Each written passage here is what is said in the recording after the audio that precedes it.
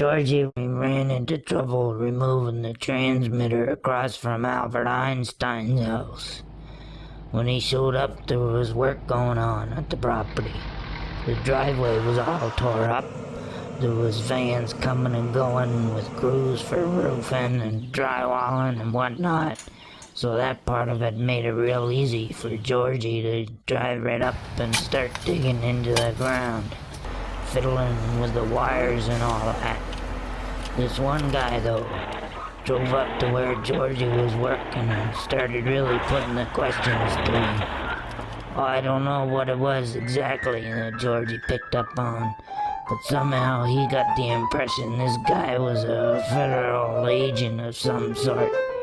Like he was well trained in how to ask loaded questions.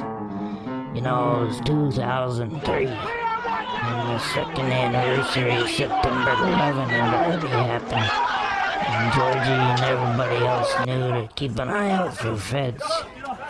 So Georgie realized this imposter was a fed, and he needed to make a quick getaway. And there was no way he could just leave the transmitter behind to be confiscated like that. The wires Georgie was working with were live, since he hadn't been able to shut off electricity on account of the crews inside the house.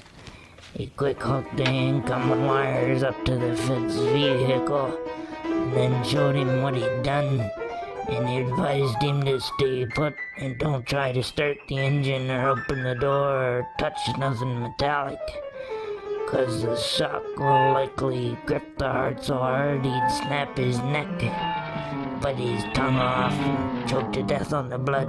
That's what Georgie told him. The Fed cursed him up and down out the open window.